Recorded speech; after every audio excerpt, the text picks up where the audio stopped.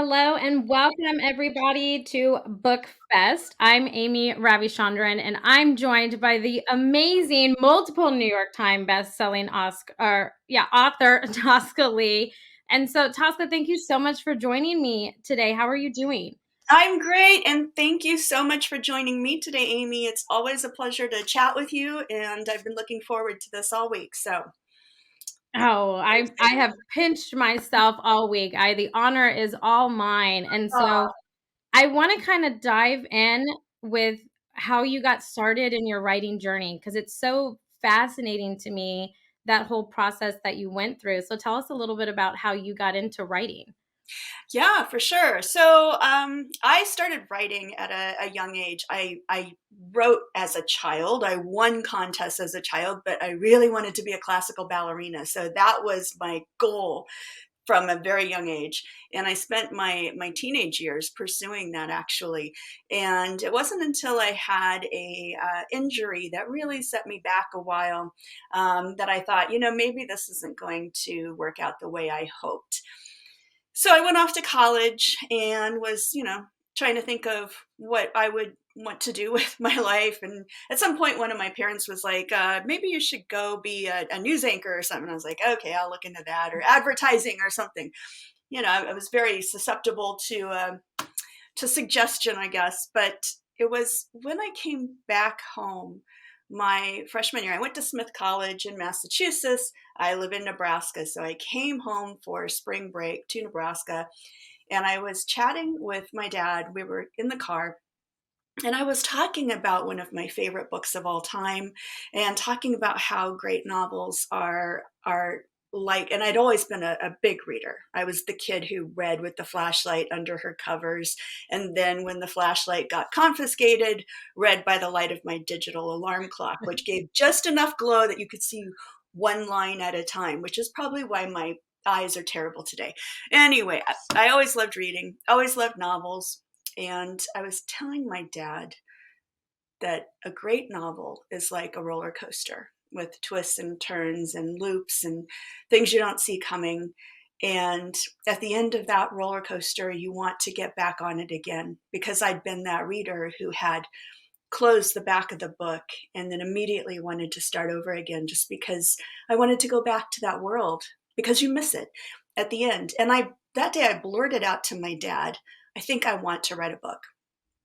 And my dad's been a professor his whole adult life, and not of English or writing, of business. But that day he said something that would change my life. And I kind of wonder if it was the teacher in him. But he said, okay, Tosk, I will make you a deal. I will pay you what you would have made working at the bank. I was supposed to work at the bank that summer for the second summer in a row as a teller. I was an awful teller. I'm bad with numbers. My drawer never balanced. I'm bad at remembering names and faces, which is the sign of a great teller, because they remember their customers who come see them. And Dad said, I will pay you what you would have made working at the bank this summer if you write your first novel, do it full time, and treat it like a job. Well, that was a no-brainer for me. So I said, okay, Dad, I will do this. I'm all over it. And I forgot that he had signed me up for the first part of the summer to go study, what else? Economics at Oxford. So I lost a month on this novel writing expedition. But while I was there in England, I bought all these books about Stonehenge and the surrounding areas. And I came home, and with the rest of my summer, I set out to write my very first novel. And nobody told me that 2 months is probably not enough time to write a sweeping, epic, historical novel about the Neolithic people of Stonehenge. So I did it because nobody told me I couldn't. Was it a good novel? No, it was terrible. And I Well, that's remember, 2 months. You did yeah, it in 2 months. You're overachieving there, overachieving right I there. didn't know, but and I remember sitting down with a stack of books I'd lugged home from my suitcase and thinking, I have no idea what I am doing or how to do this. I had never seen a class. That I had not seen any, books that say, here's how to do it. So I kind of just plunged in, and took a stab at it. So that was 1989. So that was a long time ago. Yeah. Yeah.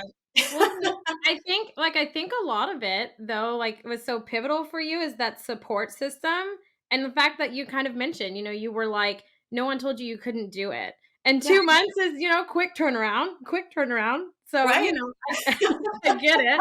I get it for sure, but I think, that having that support system is what really determines, if you're Yeah, gonna go the long haul and be successful at it or if you're just like a temporary thing. So I think that support system from your dad really ultimately kind of fed into the amazing writer that you are today, for right? So sure. I love that story. I'm a huge For family sure. person, so I just want to hug your dad. I'm like, "Oh, you're so amazing." Me too. I didn't think much of it at the time. I mean, to me, this was just my dad, and he had always supported my desire to be a classical ballerina. He never said, well, maybe you need a backup job, or, he never did any of that. He just said, okay, go for it. So this seemed very characteristic for him. But I look back now and I think, what a great opportunity that was, and what a Yeah. great a moment that was. And it changed my life. That one moment that he said that changed my life forever. Yeah, and, I don't know if I could make it as a bank teller, to be honest, because I would be just like you. My drawer would never be, balanced or whatever it's supposed to be. So I feel you. I would have done probably the same thing, but Yeah, not I mean, knowing thank goodness, because I felt bad for that manager who had to manage me, and she had to stay after also and help me figure out what was going on with my drawer, and you know what? It was just a fiasco, so, thank goodness. I well, have great respect for people who are in customer-facing situations, who can remember who people are, who can sort money, and who can balance drawers and all this type of thing. Because I was not able to do it.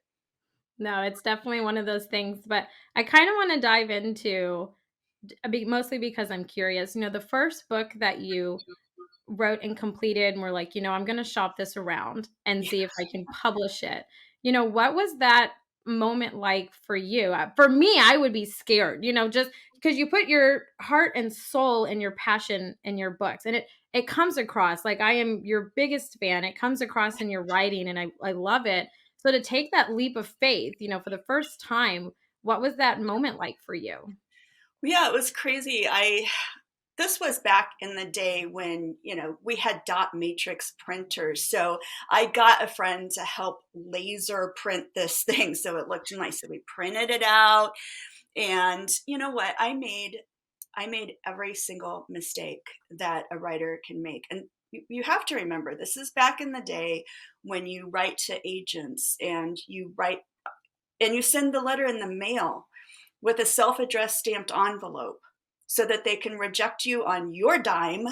So you're paying for the whole thing. And in between, you're waiting weeks and weeks and weeks. So you write, you say, here's what my book is about. Anyway, I did that. I wrote to an agent who is still agenting at one of the premier agent houses today in New York City, Writer's House. And I sent the query letter and they said, yes, send the full manuscript.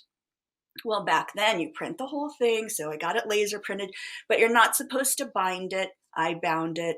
You're not supposed to put a cover on it. I put a cover on it, had a picture of Stonehenge so they'd know exactly what it was about. And you're supposed to send it off in a Kinko's box and all this stuff with the self-addressed stamped postage so they can send it all back to you. Anyway, I send it off, and we I, not too long ago, I found the rejection letter for that one. Mm, And it goes like this: Dear Miss Lee, even after reading the 23-page synopsis, we are still not sure what this novel is about. And I died when I saw that, because you're as a writer, you're not supposed to write a 23-page synopsis. 1 or 2 pages. That's all. right. So I read that and I was mortified for my 19-year-old self that I did that. Anyway, they said your plot lacks tension and your characters are two-dimensional. However, it is strangely reminiscent of Clan of the Cave Bear, which was one of my favorite novels growing up. And I'd always been fascinated with that series, with the intricate detail, the massive research that went into writing it. And so what I took away from that rejection letter was, your book is like Clan of the Cave Bear, and you should probably take another stab at this. So that book is in the basement with the skeletons to this day. I get asked a lot, are you ever going to publish it? And the answer is always no, because they're right. It was boring, and it had a meandering plot, and the characters were uninteresting. And but the only way to learn how to write a novel is to write a novel. So it was a good learning step. So it was it was a fun moment. To answer your question, it was a really exciting moment to send it off with this possibility of somebody reading it and validating it. Did it turn out the way I hoped? Not at the time, Right. but I look back and that book was not worthy. And what great feedback to get. I mean, today you query an agent and you'll get a form letter. So to get this uh, feedback, even though it was not very good feedback, was fabulous. So Well, I yeah, love that you took your rejection in such a positive way though, because I mean, you said it yourself, you're like, I took it as it was like this book and I need to just continue writing, right? And I love that. That's like, it shows your passion for writing because it was like no one, even if people just blatantly were like, no, you'd been like, okay, so not on this one. We're going to move on to the next. Let's do this, right? And I love that. I think that's kind of what the attitude you have to have when you're writing and doing everything that you're yeah, doing, and it comes across in your writing, just the passion that you have in your characters and everything like that. And so I kind of want to dive into, from that book that is never going to get published that you still hold on to. I want to go from that to, the first time that you made the New York Times bestseller list. What adjustments did you make in your writing between then mm, and that first time that you hit it? What, like, did you take courses? Did you just research? Did you just play around with it? How did you get from not ever publishing to New York Times bestseller? What was that route for you? And yeah. That's a great question. The best way to learn, I think, is to read, and to read novels you love, and to read with as a consumer, but to also read with this other side of your brain that is taking note and saying, why did I cry on this page?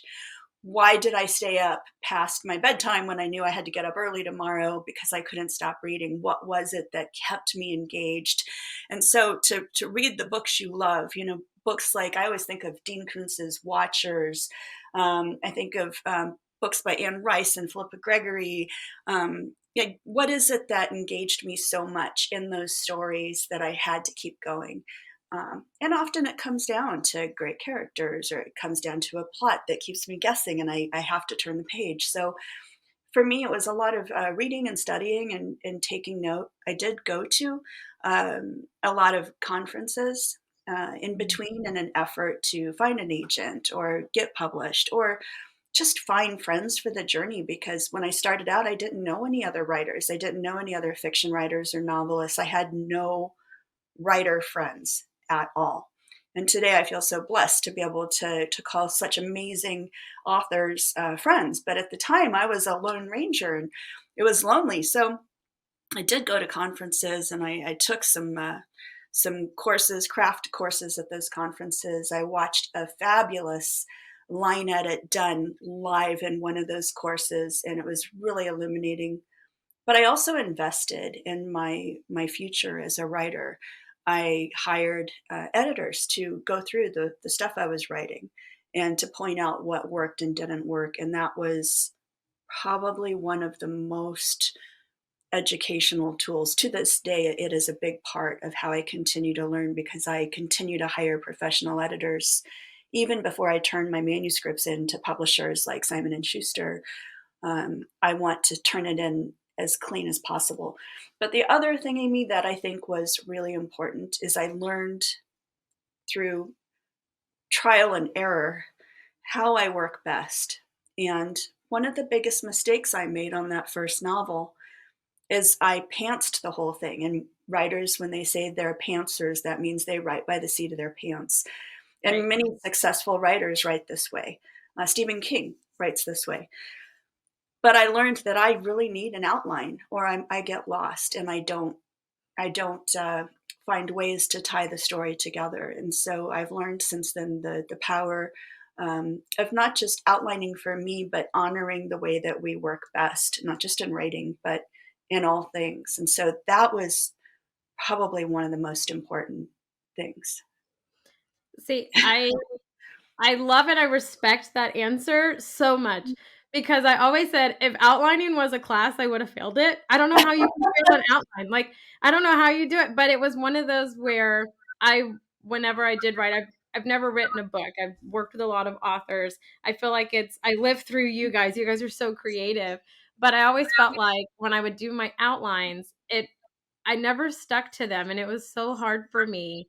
But I can understand, having like a tight outline if that's how you work best. I mean, it shows in your books. I mean, it shows in the line between. I mean, it's just so beautiful. It's just one of those that it's my greatest weakness, and I've accepted it. I've accepted that. Well, there's like different levels of outline, the super detailed one that, Mhm. is almost as long as writing the whole book. And then there's kind of the loose list. And I've learned that the loose list works for me, but it's funny that you hold up the line between because that was my 10th published novel. And the funny thing that happened, it's not funny, really, it's not. But the thing that happened when I wrote that book is I thought, I've been doing this long enough. I don't need to outline because it's inherent now, right? It's within me. And Yeah. so my first draft of that book, I did not outline, and it Wow. was a mess. And I turned it in, and my editor sent it back, and they sent back a letter, and there were all these problems. And I ended up having to pull all the wires out of that story, rework it. It delayed publication of the book by a whole season, which is, 3 or 4 months. And Wow. it was terrible, and it was a big blow to my confidence, which is really tough when you have to go into the next book. I had to go into the sequel, and my confidence was at a low. So I relearned the importance of honoring the way you work best, and that just drove it home for me. See, I think that's it it very much shows. I mean, this book is just it's one of my top 5 all-time favorite Oh, books. thank I mean, you. it's amazing, and so I kinda wanna dive into the line between if we can just for a minute, because I Sure. want to know how did the whole idea of the plot come to you? I always find that fascinating because authors are so creative, right? So how did Yeah. the whole plot of it come to you where you're like, "I'm gonna write this?" Yeah, so that's an interesting story. The Line Between was my 10th novel. It was my third thriller. I had written a lot of like biblical, historical, ancient history, like 2 or 3 thousand years, so biblical characters, the Queen of Sheba, things like that. And Mhm. so I had switched gears and gone over into thrillers. I wrote The Progeny and its sequel, Firstborn, and I had 2 more books left on this contract with Simon and Schuster. So I kind of put together a loose list of ideas. And as I was doing this, it was one night. I was on my cell phone in bed, which you're not supposed to do, but the novelty of being able to watch TV or read the news on this little tiny screen, as a girl from the 80s, has never worn off. So I know it's bad for you, but I was scrolling through the news and I saw this article about this reindeer carcass that had thawed in the melting Siberian permafrost due to global Mhm. warming. And this, when it thawed, it happened to be infected with anthrax. And it made a nearby village sick, and a young boy died. And I remember thinking, that is really terrifying. And then as I was scrolling down afterwards, these other related articles started to pop up about the melting permafrost and scientists being wary of, zombie microbes or whatever else is lurking in there that's been frozen for 10,000 years or 100, Right. however many thousands of years. And how these things are often viable when they thaw, how they've been able to germinate seeds out of the permafrost that had been frozen for tens of thousands of years. So I slipped that idea of a disease or something coming out of the permafrost, which is it's not original. It's been done before. I put that on my list. I thought, oh, it'd be kind of fun to do a take on that. Went off to New York with my top 10 favorite ideas, met with my publisher. And on that list was this idea of a young woman leaving a doomsday cult, an enclosed, insular doomsday cult and having to start over in the outside world. And what would that be like for her? I always thought that'd be fascinating to write about. And Yeah. so my publisher takes a look, and I'm going through these ideas, pitching them. And he goes, "Oh, I like the Doomsday Cult one and the Permafrost one, and I think you should put them together." And I remember Okay. thinking, "What are you on? Because how's that going to work?" I was like, "Oh, okay, okay." So I go home and I'm like, "All right, this is going to work out somehow." And I named the main character after my stepdaughter. Her name is Winter Roth. And so that is the story. It's the story of a young woman named Winter who has grown up in a doomsday cult in the Midwest in Iowa. And she is tossed out of the doomsday cult right around the time that what is going to become a global pandemic begins to march across the nation. And so, for her, it looks like the apocalypse she's been told to fear all her life. So that is the story, and then the sequel is A Single Light. And after getting over that debacle with the outline, A Single Light, right there, yeah, Yeah. I had a ball. I really did. That after getting past the first one and fixing it, going into A Single Light, it was a ball. I had so much fun. So how long did it take you to write that? I mean, I know your publisher was like, you're gonna do this." And you're like, "Yes, I am. I'm totally gonna nail that." So Yeah. how long did it take you to kind of flesh out, I guess, your outline and your first draft of it? The first draft, I tend to write first drafts by the time I get my research done and hopefully an outline. Usually 3 or 4 months is what it takes to get that draft. And but then it took me another few months to go through and fix that thing because it was a hot mess. Um, but I'm happy with where it landed. It did become my most decorated book as far as awards and all that stuff. The hard part is I lost so much time. I had to go right into the sequel, A Single Light. But somewhere along the way, I got my confidence back, got my mojo back, and I had so much fun writing that story. There's a character in there named Otto, who is one of my favorite characters of all time that I've ever written. So, um, you know, those are good days when you're going and you're just having fun and it's 2 or 3 in the morning and your family's asleep and you're giggling maniacally at your desk. Those are the good days, good nights. Yeah. See, I love stories like that because I feel like, again, it just shows how important it is to you, but how much you just love it. I mean, if you are up till 2 or 3 in the morning, which power to you, I'm doing good to make it to, like, midnight, so power to you, but it just shows, like, the dedication, but the love that Mm. goes into it, and I think that that ultimately is what has, fed to just your writing and the way that it relates and is so just I didn't wanna put it down, and that has Oh, never happened to me in such a long time. I was like, "I have got to finish this book." Like, no one talked to me, nothing, So I that's can the appreciate goal. yeah, like, I can appreciate that just 100%, but I mean, I think, writing it and everything, and then, the pandemic, was that just kinda like, "Oh, wow, I Oh, nailed it." so that was weird. So these books, I wrote them in 2018. They Yeah. released both of them. The Line Between and A Single Light both came out in 2019. Um, A Single Light came out just 4 months before we ended up dealing with a real life pandemic and having written situations where the borders are closed. You can't go into Canada. The flights are shut down. People are wearing masks. There's a hot spot that begins in Washington. Offices close. Having just written all of that stuff, it was very surreal then to live through it. And one of the weirdest, kind of a fortuitous thing, I guess, is we had made these swag bags. So for influencers on Instagram and all that stuff. And we put hand sanitizer in them and we put surgical masks and quarantine stickers. Wow. Yeah. So when all this came down, and it was hard to find masks and stuff like that. We had a supply of them because we had been using them in these swag bags to send out to influencers in, tote bags that went with the book.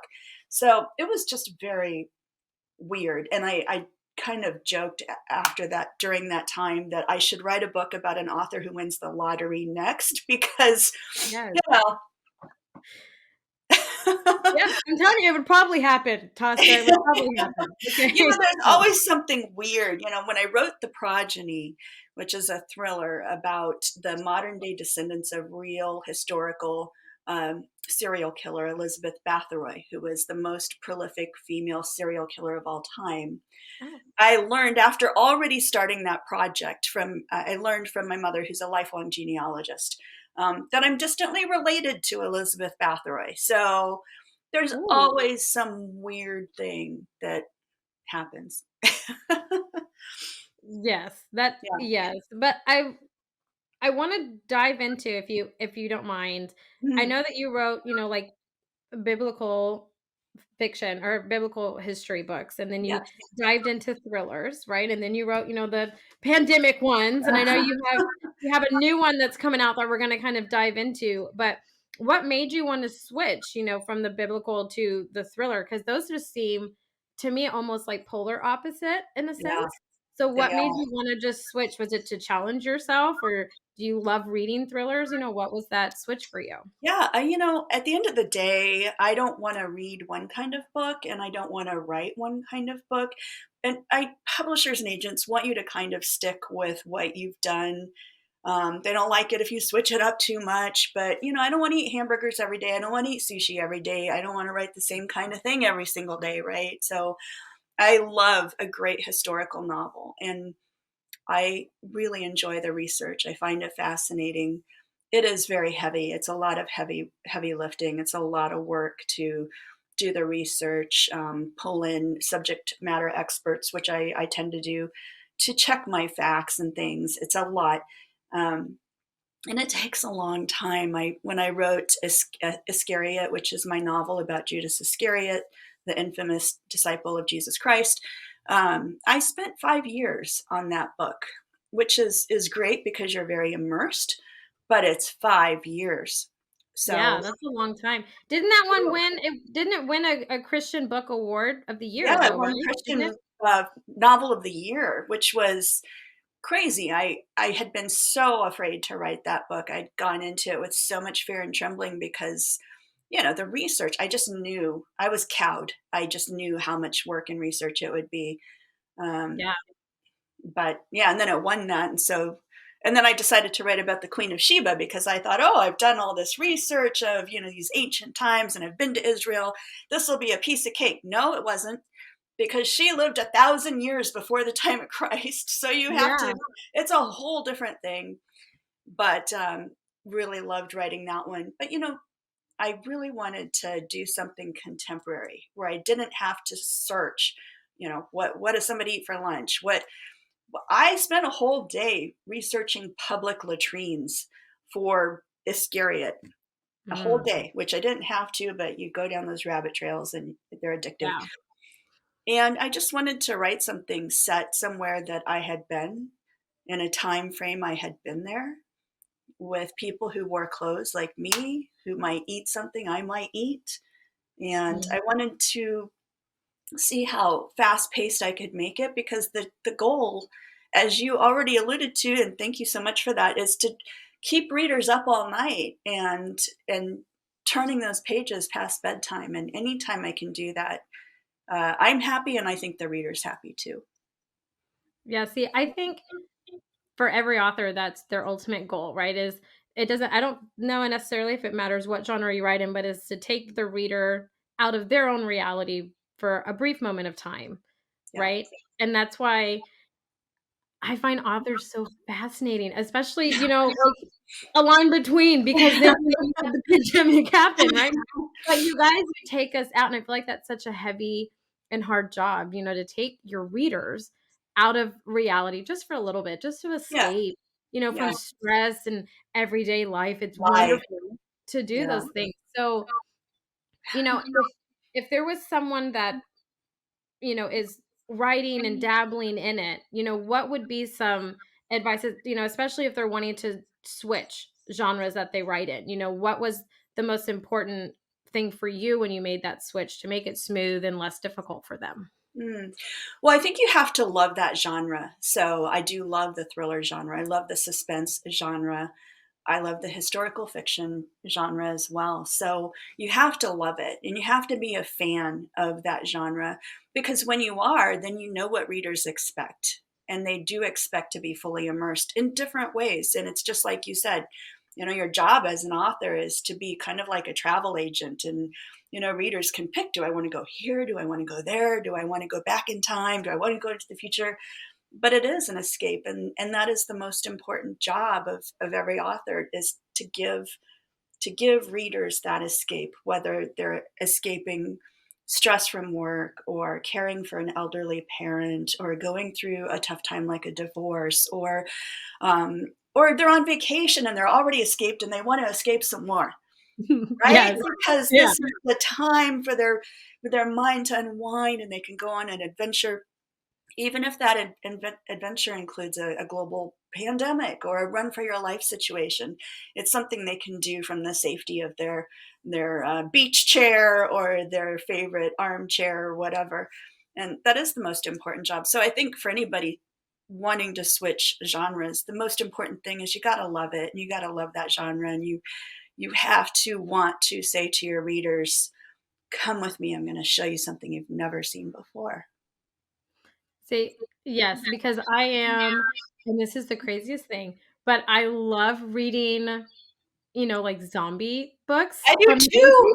the safety of my home. It makes me feel like I am totally just gonna nail it. If a zombie apocalypse happens, I'm prepared. Not that I I'm have with a you. bunker, I feel that way too. right? I don't have a bunker or anything, but I just feel like I'm gonna be I'm prepared going for to be whatever okay, right? comes Yeah, next. bring it on. And I've had people say, Exactly. like, why is that fun? What is exciting about that? And I think I think that our lives are so noisy and so busy that when you read a story that, like a zombie apocalypse, all that noise goes away because everything gets boiled down to one thing, and that is survival of you and the people you love. And Yeah. so life is simple from that point out. Yeah, it's a beautiful thing. I don't A part of it, for me is fascinating is because everything goes out, so like technology is gone. You can't be on your phone. You have Right. to actually talk to people, in person. You got to really talk to them. So it's like, well, it kind of kicks it old school in a way, but I think it kind of just, like you said, simple times. And it's one of those things that I think all of us, at least for me, I kind of miss, the detox periods without my phone and spending Yeah. time with people. So I think those things are amazing. But I know you have a book that is coming out, The Long March Home, and Mm. Publishers Weekly has named it a winner. I mean, it was a raving review from Publishers Yay! Weekly. I'm so excited Beautiful. about it. Yes, it was beautiful. So tell us a little bit about your book that you have coming out. So this is kind of a different kind of book for me. This is a World War II novel, and the way that it happened is my friend Marcus Brotherton, who he's really well known as a World War II biographer. He's done he's interviewed the Band of Brothers and all these heroes from that time period.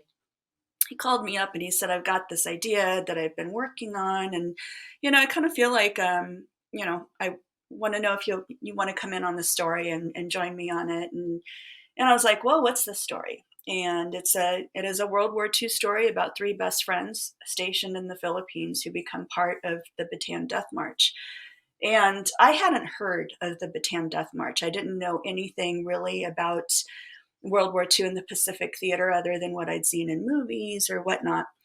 And I just thought it seemed like a great way to learn more about the history and its heroes. And also, I was really entranced by this idea of these three best friends. And so I came into the project, and we worked on it for several more years after I came into it because I had the line between and a single light to write still. Um, and I'm really really excited for this book. I'm very grateful that Marcus invited me to come in and work on this with him. And it is the story of Jimmy Propfield is his name, and his two best friends Hank and Billy. And uh, it's a story of them growing up It's a story of their friendship, and it's also a story of their fourth best friend, who is Claire, who is the woman that they left back at home as they enlisted and went off to the Philippines. And there's it's a tough story because they become part of this Bataan Death March. They're prisoners of war, and it's a bid for survival. But it is also a story about the strength of the human spirit and friendship and hope. So I think it's an important story to shed a light on, especially for people who may not have known about this chapter of history as I did. See, and the cover is beautiful. It is a show-stopping cover. It's an amazing, amazing cover. And Thank so you. I know that you mentioned, there's some, heavy scenes, they prisoner of war and those things and just going into battle in and of itself, Yeah. so when you write scenes like that, you know, do you have to kind of switch and do something else, because those things can get really heavy, especially, even from a reader standpoint, it's heavy. So what do you have to do when you're writing it? Do you have to kind of like step away, or can you power through it and then finish it and then you're like, okay, I need to, I don't know, watch something happy, puppies and rain. Watch the Disney Channel for a while. Yeah.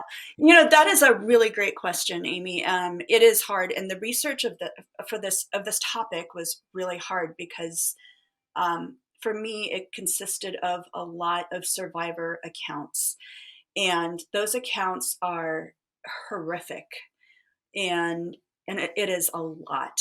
And so that's part of the reason why in this story you have the present timeline where they're in the Philippines, they're fighting, there's the Allied surrender, there's the death march, they're prisoners of war. But we also interwove a past storyline as well of the three kids growing up, um, of young, of coming of age, of young romance, all these things. And so there's this nostalgic, kind of young, innocent storyline that is woven in there as well. And that's for my benefit as an author, but also it's for the reader as well to be able to have a break, step back, see these kids as they're young, and show why these bonds are so important and strong between them as well. Yeah, and I think that's important just, from young adults, but as readers, just to kind of see those things. I think it's important to kind of come across and uphold those things. So, it's a new arena that you're in. So, what's Yeah. next for you? Are you going to dive into more like new arenas, or what's next for you? So I am going to stay back in history, but I'm kind of in a happy medium between the World War II era and ancient times. I'm going back to the medieval ages now and Ooh. working on a medieval thriller that deals with the European witch hunts. And so that is the new project. And I'm a big fan of the medieval time period.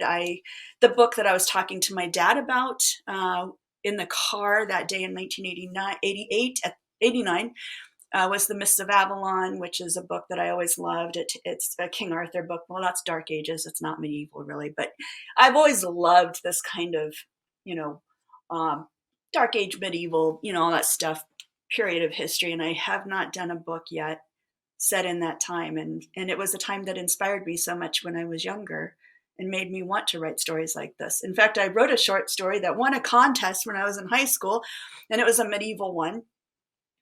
And but I haven't gone back there since then. So I'm really excited for this and excited to keep readers turning pages, hopefully, on this one as well. So Oh, well, I we'll have see. no doubt. I have no doubt in you keeping readers to turn pages. I mean, I couldn't put, the line between down. So Thank you. I have, I'm not even worried about that by any means. I know it's going to be amazing. And I love that you're kind of going back to, your, I guess, the original one. You said that you won that short story contest and it was over medieval times. Yeah. So kicking it old school a It's little like, bit. I am, and why didn't I do this before? And I don't know why, but there's many stories I've wanted to write, and a medieval one is one of them. I've wanted to do a rendition of the King Arthur story, also just because I've loved that legend my entire life. So there are many stories I want to write, and I'm excited to go to this time period, this time in history finally. I think it's going to be hard. I think there's a lot of hard stuff to, but when has it ever been easy, right? You have a lot of research ahead of you. A lot of a lot of that is in your future, I Oh yeah. see. For sure, yes. I'm gonna wait on the book about an author winning the lotto, okay, and then see what Yeah, that happens would be, from that. I'm I think gonna that'd be wait a for good that. But so if you had to pick just one, I'm asking this question mostly because I'm curious. What is your just number one favorite book that no matter when every year you read it or it's one of those that you just Ugh, love? What would be that? that is so hard. One of my favorite books of all time. I always loved The Mists of Babylon because the characterization of these characters from legend, they seem so real. They seem like real people. But one of my favorite books of all time is The Red Tent, and it's a biblical historical novel. I love it because what the author, Anita Diamant, what she did is she took this little tiny verse out of the Bible, out of biblical history, and she blew it out into an entire story with characters that you can envision, you can see, but also with the most beautiful prose. And I'll never forget when that book was new, and it's been out now for, I don't know, decades, I think. But I found that book when it was new in the bookstore. And I I have this thing that I do, and maybe you do this too, where you open it up and you just read the first few lines, right? And Yes. see if it grabs Mhm. you. And if not, then it goes back, right? Yeah. I picked it up, I read the first line, and I was just entranced. It is that set a very high bar for me, and it also influenced novels that I would go on to write, like Hava, the Story of Eve, which was my second novel. In many ways, it was an homage to the Red Tent, even though it's a different section of the biblical story. But um, that book, it I breathe when I think about it, and it's just it's a breathtaking, beautiful story that I've read many times. I'm gonna have to check that one out. I haven't Oh, heard of that one. I'm gonna and have to and she's one author I've never met in person, and I hope to do that one day. I've been able to meet several authors that I've admired through the years, but I have not met her. Maybe one day. I'm gonna have to pick that book up. Yeah, I'm gonna and then go. we'll discuss it. Yes, absolutely. I would love that. But I know, Tosca, that we are coming up to an end on our chat that we get to do. So if people want to get in touch with you, see all of the books that you have written, all of the accomplishments, because you are a very accomplished woman, how can people get in touch with you? Well, thank you. I My website is a great place to start, and it's just toscalee.com, TOSCALEE.com. But I'm on social media everywhere, so Facebook and Instagram and Twitter, and help me, I am on TikTok even, not a lot. But if you I think more people go to my social media to see my giant German shepherd, and our I live on a farm, and so there's always something funny happening at the farm. So if you want to see the funny farm stuff, or our giant German shepherd Timber, he's 160 pounds, he's very funny. That's where you can find me and see all the weird stuff happening in my life. So, and I some love writing it. stuff too, and there's book stuff on occasion. There's book stuff every now and then. I love it. Your German Shepherd is a beautiful, beautiful dog. I had just got a big dog myself. He's still a puppy, and he's a Great Pyrenees pit Oh, bull mix. So I'm waiting to see how big he gets. I'm only 5 foot. So I'm doing good to handle this dog. oh So yeah, yeah, we'll see how that goes. But yeah. you guys, it has been, Tosca, just an amazing opportunity. I'm so grateful that BookFest, asked me to talk with you any opportunity, I'm any so opportunity. grateful you said yes. Yes, absolutely. So thank you so much for joining me for this conversation today. Absolutely. It was my pleasure. Thank you so much, Amy, for joining me.